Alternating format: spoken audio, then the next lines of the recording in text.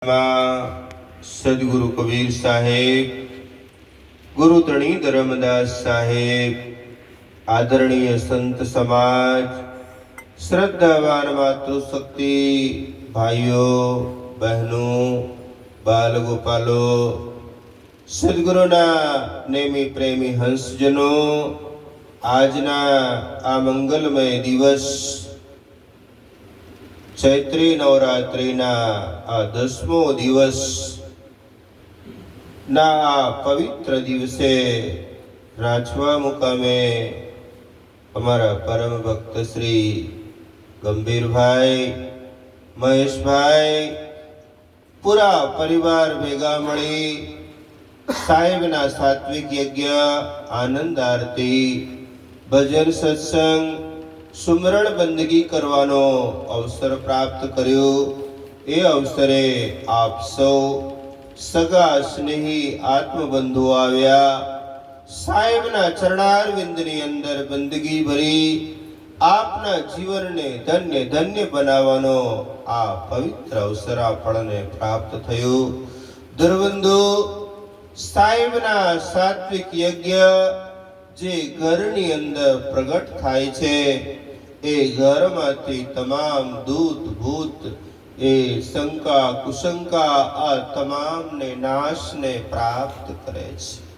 કેમ કે સાહેબ કહે છે, નામ કોતર સુમરે જબહી, સદગુરુ બેઠે સિંહાસન તબહી। જેના જીવનની અંદર સદગુરુના ચરણની અંદર અનુરાગ હોય, વૈરાગ હોય, સદગુરુના ચરણોમાં અતૂટ શ્રદ્ધા અને વિશ્વાસ હોય, એ જ આ ધર્મને પાળી શકે છે। અન્યથા ઘણા બધા રસ્તા ઉપર આવ્યા પછી પણ વિચલિત થઈ જતો હોય છે। કબીર સાહેબે ધર્મદાસ સાહેબને કહ્યું, मैं कबीर बिचलू नहीं, शब्द मोर समरत, ताको लोक पठाइयो जो चढ़े शब्द के रथ। આ સંસારની અંદર શબ્દની એ તાકાત છે, ગુરુદેવની એ તાકાત છે કે જે તમને જીવમાંથી શિવ બનાવી શકવાની સત્તા એ ગુરુના આધીનની અંદર રહેલા છે। માટે આપણે સાહેબની ભક્તિ એ ખૂબ સરળ છે અને ખૂબ કઠણ છે। જેને જીવનની અંદર જાણી જોવે, માણી જોવે અને એનો જીવનની અંદર પાલન કરી જોવે, એ જીવ તો ધન્ય ધન્ય બની જાય છે। અને જે સંસારની અંદર ફર્યા કરે છે, ઘણા બધા વિચાર કરે, આ મહારાજ હારા કે પેલા મહારાજ હારા કે પેલા મહારાજ હારા, આ વખતે આ મહારાજ કણ કરાવી લો, ફરીવાર બીજા મહારાજ કણ કરાવી લો। એટલે આપણામાં અડગ શ્રદ્ધા અને વિશ્વાસ નથી મિત્ર। જ્યાં સુધી આપણામાં દ્રઢ વિશ્વાસ ન હોય, કબીર સાહેબે ધર્મદાસ સાહેબને કહ્યું કે દ્રઢ ઉપર ધર્મદાસ હૈ, સત્ય નામ કી ટેક, रहता पुरुष कबीर है, चलता है सब बेश। આ સંસારની અંદર જેને દ્રઢ અનુરાગ સાથે, દ્રઢ વૈરાગ્ય સાથે સદગુરુના નામની પૂજા કરી, અર્ચના કરી, સેવા કરી, એ જીવ ધન્ય ધન્ય બની જાય છે। પછી એ ગમે તે સંપ્રદાયમાં હોય, કોઈ પ્રણામીમાં હોય, એને એના ગુરુમાં દ્રઢ શ્રદ્ધા રાખવી। કોઈ સ્વામિનારાયણમાં હોય, એના ગુરુમાં દ્રઢ શ્રદ્ધા રાખવી। કોઈ બીજા સંપ્રદાયમાં હોય, એના સદગુરુમાં દ્રઢ વિશ્વાસ રાખવો। જ્યાં સુધી આપણા જીવનમાં દ્રઢ વિશ્વાસ ના થાય, આપણા મન ડગમગ જો છોડે નહીં, ત્યાં સુધી સાહેબ કહે છે કે ડગમગ ડગમગ છાડ દે મન બૌરા, अब तो हाथ में लीन सिंगोरा।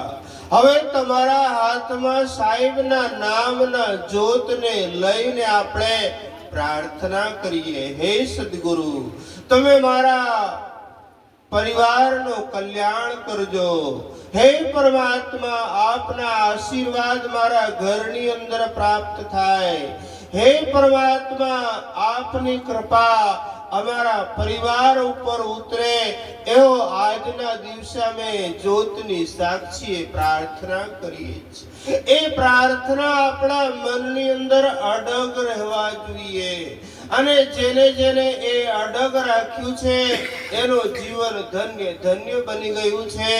આપણે હજારો માણસોને જોયા છે જેવા આપણે બધા શાસ્ત્રની અંદર વાંચીએ છીએ કે ગણિકા જેવી ગણિકા જે વૈશ્યા હતી એ પણ સદગુરુના ચરણની અંદર આવ્યા.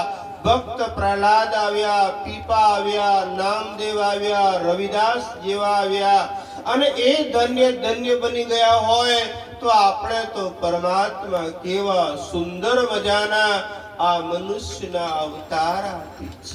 અને સુંદર મજાના અવતાર આપવાનો એક જ કારણ કે આ જગતની અંદર જઈને તમારા પ્રિયતમને, તમારા પ્રભુને, તમારા સદગુરુને આ જીવનની અંદર ઓળખાણ કરી લેજો. એના માટે જ આપણે સદગુરુના ચરણની અંદર જઈએ છીએ. જેમ કબીર સાહેબને કાશી નગરીમાં 52 પ્રકારની કસોટીઓ લીધી.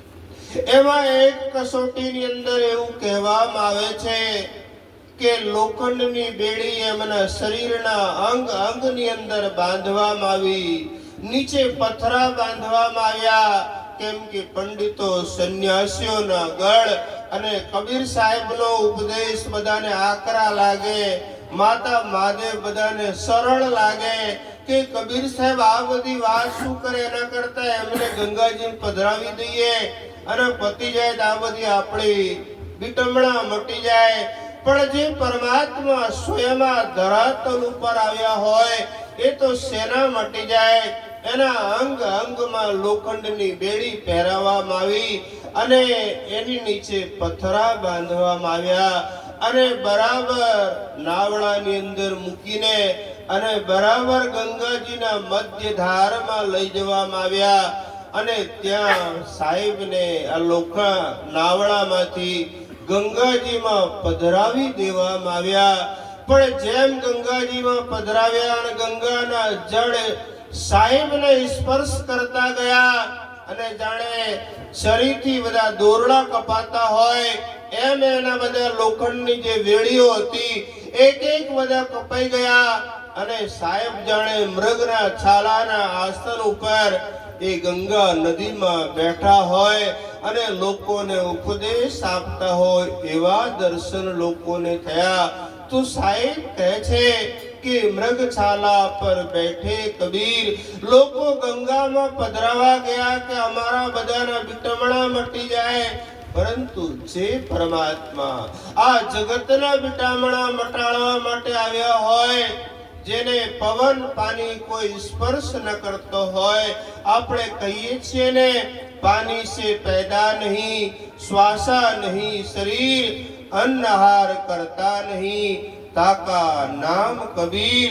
જેને અન્નનો આહાર નહીં, તમારી મારી જેવી કાયા નહીં, તમારા મારા જેવા દેખાવા છતાં પણ આ દુનિયાથી અલગ, દુનિયાથી વિરક્ત, દુનિયાના કોઈ પણ પ્રપંચની અંદર ક્યારેય પણ ફસાયા નહીં એવા મહાપુરુષ આ દુનિયાની અંદર કેવલ્યમાં કેવલ કબીર સાહેબ છે. કેમ કે કહેવામાં આવે છે 10 અવતાર ઈશ્વરી માયા કરતા કે જીન પૂજા. આપણે ઘણી વખત રામની ઉપાસના કરીએ, કૃષ્ણની ઉપાસના કરીએ, માતાજીની ઉપાસના કરીએ, એ બધું જ બરાબર છે, પરંતુ સાહેબે કહ્યું 10 અવતાર ઈશ્વરી માયા કરતા કે જીન પૂજા. આ બધાના અમુક સમય, અલ્પ સમય માટેનો અવતાર થયું છે. કરતા એના અંશ રૂપમાં પ્રગટ થઈને અને તમને નમને એના દર્શન કરાવીને અને થોડી જ વારમાં શક્તિ લુપ્ત થઈ જાય છે. માટે મિત્ર, આ ધરાતલ ઉપર ભક્તિનું કામ, શક્તિનું કામ, સદગુરુના નામને વધારવાનું કામ એ કબીર સાહેબે કહ્યું છે. જો આપણે બીજક ગ્રંથને વાંચીએ તો શબ્દની અંદર પહેલા શબ્દ સાહેબે લખ્યું છે કે સંતો ભક્તિ સતો ગુરુઆની, નારી એક પુરુષ દુઈ જાયા, બુજો પંડિત જ્ઞાની, પાહન ફોર ગંગેક નીકળી 14 પાની પાની, તે પાની દો પર્વત બૂઢે દરિયા લહેર સમાની. હે સંતો, આ જગતની અંદર ભક્તિનો લેશ માત્ર નહોતો, પરંતુ એ ભક્તિના ઘર ઘરની અંદર ઉજાગર કરવાનો કામ એ જો બાપનો દીકરો સારો હોય. હમણાં અમે એક જગ્યાએ કાઠિયાવાડમાં પ્રવાસે ગયા હતા. એમાં એક દરબાર સાહેબને 500 વીઘા જમીન હતી એના બાપાની અને 3 છોકરા. હવે 500 વીઘાના 3 ભાગ કરવામાં આવે તો લગભગ 250 ની ભાગમાં તો ભાગે આવતું છે. એમાંથી 2 જણા એના ભાગને વેચીને અને સુરતમાં મોટા હીરાના કારખાના નાખ્યા. એ કારખાનામાં હમણાં પધરાવણી કરવા ગયા હતા અમે. 10 માળની બિલ્ડિંગ એ ભાઈનો, એ પટેલનો છે. એને મળવું હોય તો 7 જગ્યા પરમિશન લેવું પડે, પછી તેને મળવા જવાય બોસને. એમને મળાય ગેટ થી પરમિશન, એના અંદર પછી દરવાજામાં જાઓ ત્યાં પરમિશન, પાછા લિફ્ટમાં જાઓ તો પરમિશન, પાછા ઉપર ઉતરો તો તમને પરમિશન, અને પછી ઓફિસમાં બેસાડ્યા પછી એ ફ્રી થાય તમને લઈ જાય. મને 7મી જગ્યાએ એમને મળવા લઈ ગયા. અને એનો જ બીજો ભાઈ, એ માણસ દરબાર એટલે જૂના જમાનાના દરબાર. એટલે પહેલા તો જ્યારે સ્વતંત્ર દેશ થયો એટલે એ સમયથી એને સરપંચપણા સોંપી. અને જ્યારે સરપંચપણા સોંપે, અત્યારે તો સરપંચમાં કમાઈ કરવા મળે છે. આ તમે ખેતર ફોડી નાખો, ખાડો ગોળો, ગમે તે કામ ધંધો કરો, સરકારની આવક આવે. પણ પહેલાના જમાનામાં એ બધી આવક બાવક નહીં. જે સરપંચ બને મોટો માણસ હોય એને ગળામાં માળા પહેરાવી દે, ભાઈ તું સરપંચ, હવે તું આખા ગામને ગોવાળી કર.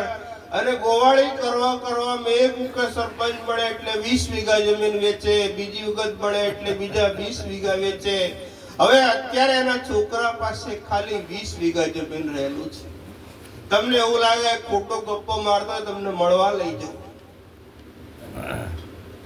એના પાસે ખાલી 20 વીઘા જમીન રહેલું છે. કેમ કે જ્યારે સરપંચ બને એને મોટા બાપુ બનાવવામાં આવે એટલે આખા ગામને પીવડાવવું પડે, આખા ગામને ખવડાવવું પડે, આખા ગામના લોકોને એન કરવા પડે. આ તો 1000 પ્રકારનો ધંધો સરપંચને આપવામાં આવે. અને એ કર્યા પછી એ કરવાના કોઈ ગ્રાન્ટ આવતી હોય ને એમાંથી કંઈક કરતા હોય તો બરાબર છે, પણ ખરેખર એ ઉત્તમ છે. પણ ભગત વાળા માણસને આ કામ નથી.